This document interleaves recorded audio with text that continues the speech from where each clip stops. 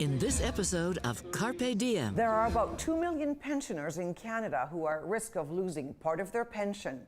Is their government doing enough to protect you?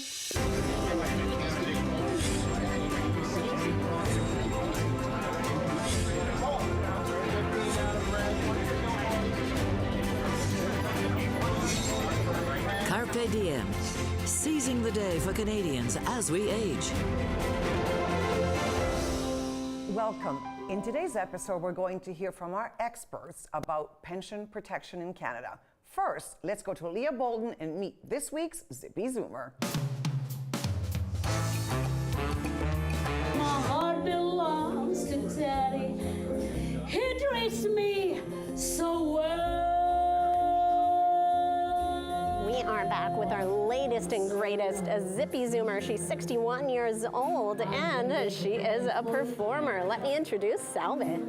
But if I do, I don't follow through, 'cause my heart belongs to Daddy. My name is actually Salvacion. When my mom was giving birth to me, we both nearly died, and we were saved from death. So my paternal grandmother named me Salvacion, salvation in English. And everyone calls me Salve.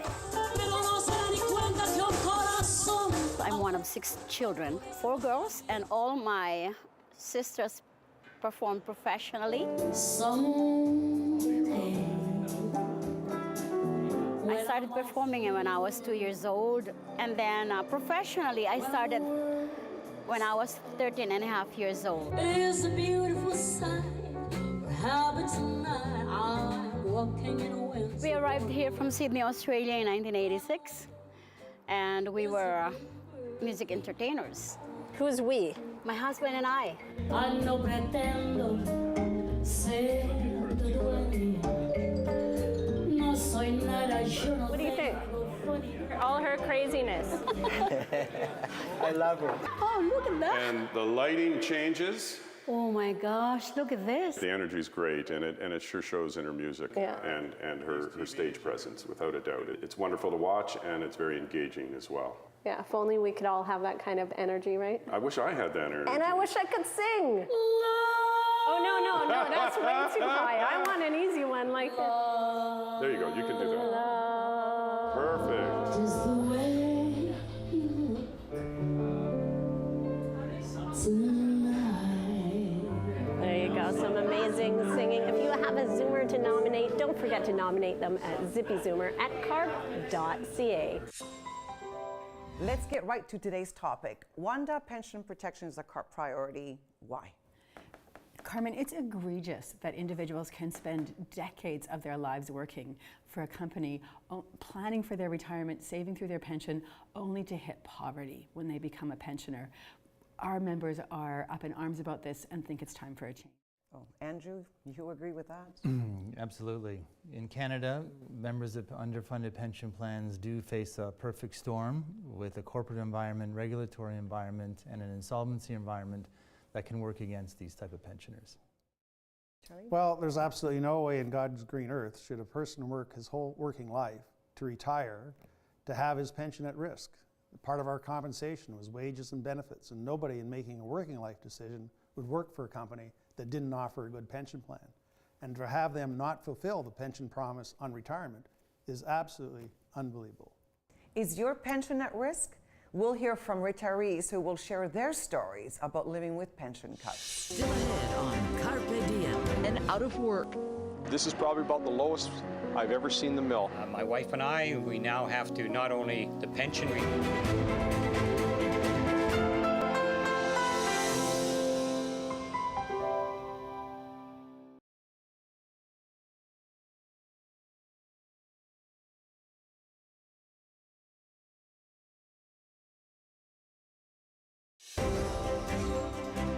Carpe Diem, seizing the day for Canadians as we age. In this segment, we're talking about Canadians' pensions being at risk. How is that possible? Watch these pensioners tell their story. Well, in 2008, our company, Pope and Talbot, had declared bankruptcy, and all of a sudden our pension plan is looking at being reduced by at least 25% to 30%.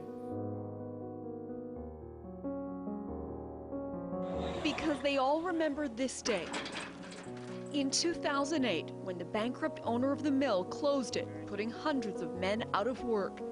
My wife and I, we now have to not only the pension reduction of 30%, but the benefit package that we used to have, and that's now costing us $3,400 a year. I'm not sure how it happened, but it sure caught me by surprise because my wife has MS and she had retired 3 or 4 years before me, and she had a pension plan that she contributed to with the employer, and it was in a separate fund, and it was locked in.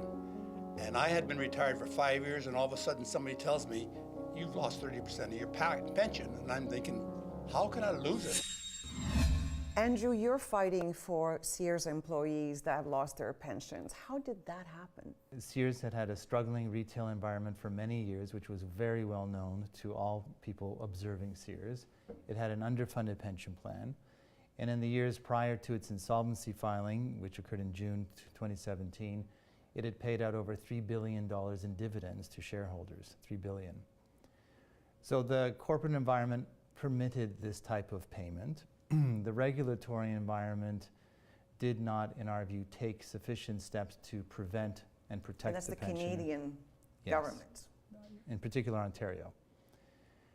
They didn't take sufficient steps to step in to protect the pensioners before the insolvency filing. And then when the insolvency arrives, the retirees find themselves in what we call hand-to-hand combat with other creditors who are fighting over the remains of the estate.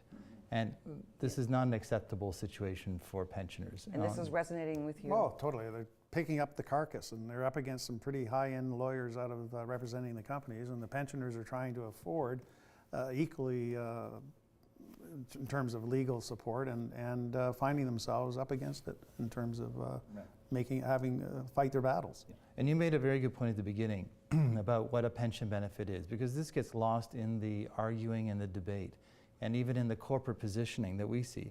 A pension benefit is a wage. It's no different from a weekly paycheck and hourly pay. It's a wage that is to be paid on retirement. And the social reason for it is well known. It's to provide an income for somebody when they're older, sicker, can no longer work.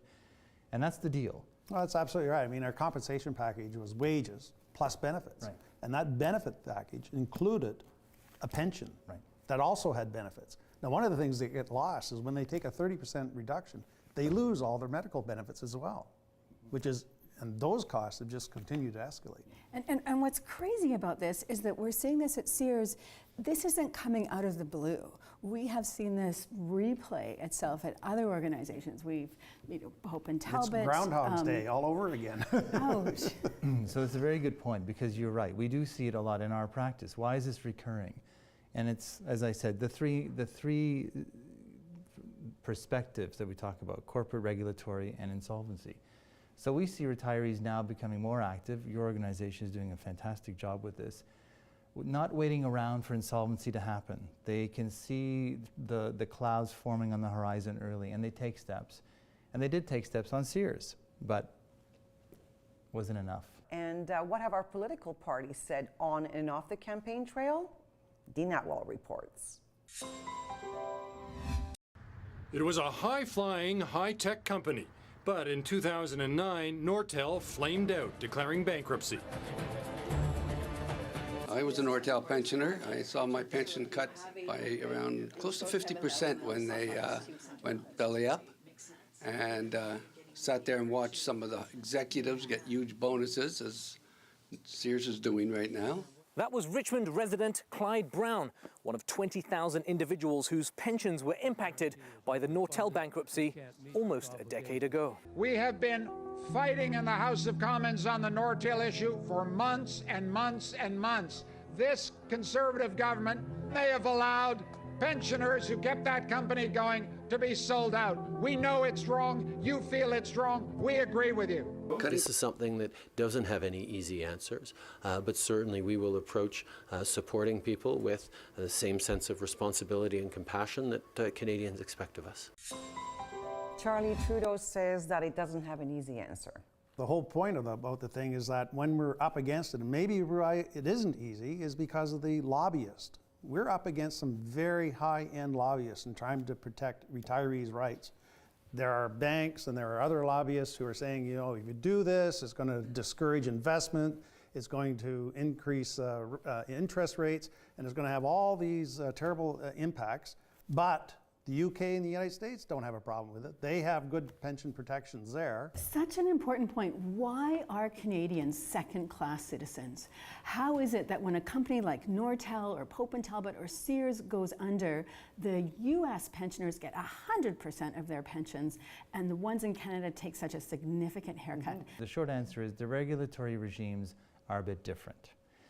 In the US, there's a company called Pension Benefits Guaranty Corporation, PBGC, which has very strong statutory powers to intervene with a company that they see is not funding its pension plan properly and its business is failing. And they did that exactly with Sears. When we tried to raise the same arguments with the Ontario regulator, we did not get a good response. We're going to take a short break, but before that, let's hear what you have to say about companies that don't honor their commitment to employee pensions. People who have signed on, say with Sears for that example, part of the reason that they work there, it may not be the most glamorous job, it may not be the most exciting job, but they may have done that because it pays their wages and they knew that they had a retirement. And so to pull the carpet out from under them after that's what they've counted on for all their lives is intrinsically unfair. To me, that's right up there with bankruptcy protection. Like, those people should have been protected. Their pensions, their severance, their, you know, the health and welfare of their retirement should have been protected.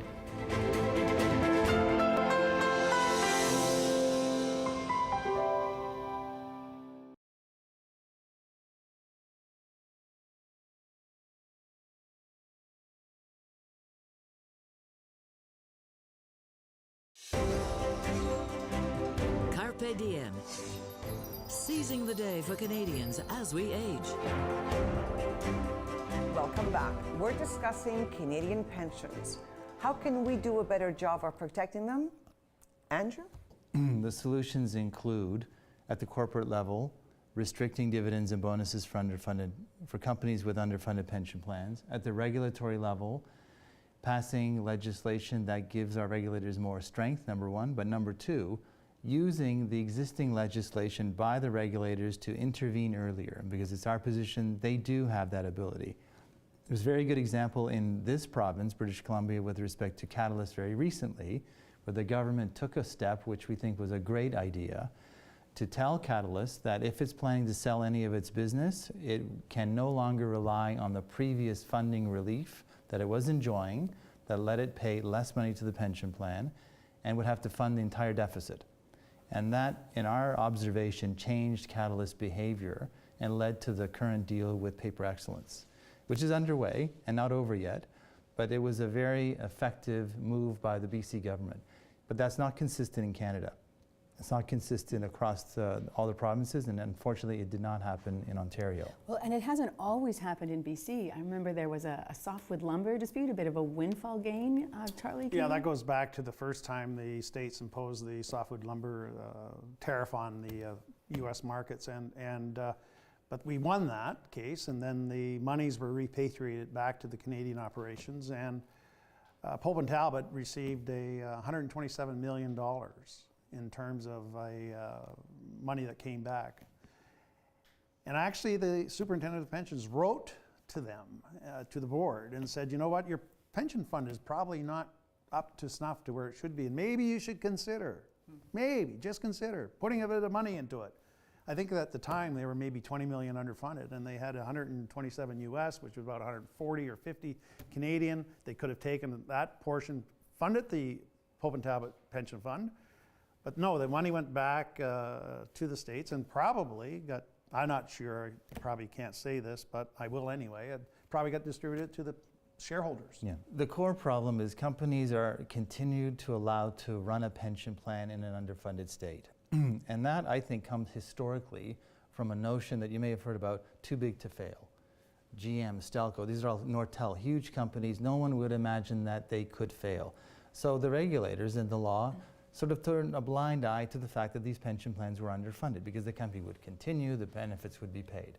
I remember the Air Canada experience where Air Canada was nationally regulated, went to Jim Flaherty, who was the finance minister at the time, asking for pension relief. And he said, okay, you can have it, but you have to cut back your executive bonuses and your dividends until the pension is funded. And you know what? That pension was funded within a couple of years. There's the incentive. Yeah, totally. There's the incentive. There's You don't want to have a legal environment for pensions that creates the wrong incentives. And right now, we do have that. Problem is basically threefold in terms of continually to go through. The first problem, the first hurdle we have to get over are these fund managers and these hedge funds. They're sitting there and they really have no empathy whatsoever for the impact on retirees in terms of paying out dividends. The second part of the problem is the provincial government allows for the pension funds to be underfunded.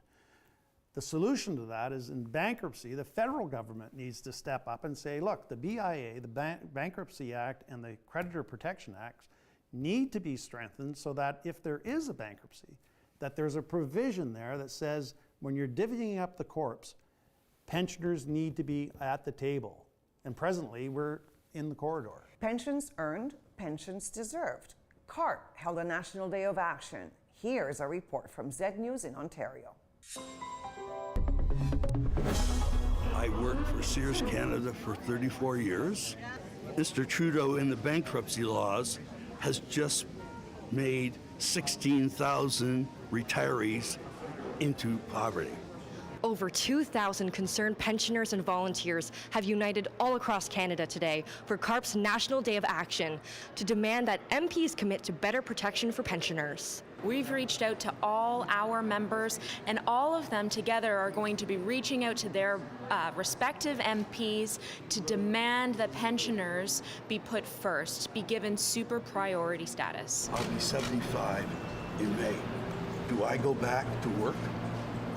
What choices do I have? I'm working with Minister Baines and a number of my colleagues to ensure that we do have fully funded pensions no matter what happens. We're looking at a range of policy issues and options. Super priority is one of them. You know, I want the pressure on companies to keep the dollars in the bank and not get below. Pensions are compensation. It's simply deferred compensation. It's not something that you earn this month. It's something that you earned over 20, 30 years. Wanda, what was the impact of your national campaign? Well, we heard from many MPs, cabinet ministers responding to the campaign. And when the budget came out in 2018, there was actually a line in there about pensions saying that the government would be consulted.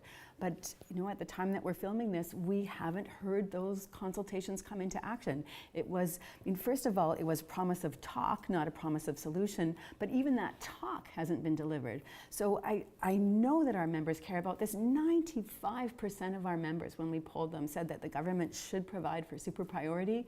That's one solution. We're open to others. We just don't think anybody should work their whole lives and end up taking such a haircut on their pension. We have to take a short break. We'll be right back. But first, let's hear more about what you have to say about protecting pensions. The government has to step in and say, this is what it was for, this is what it should be left for. Well, it should be legislated. We have all those politicians, and they make sure they will get their pension. There is no question about that.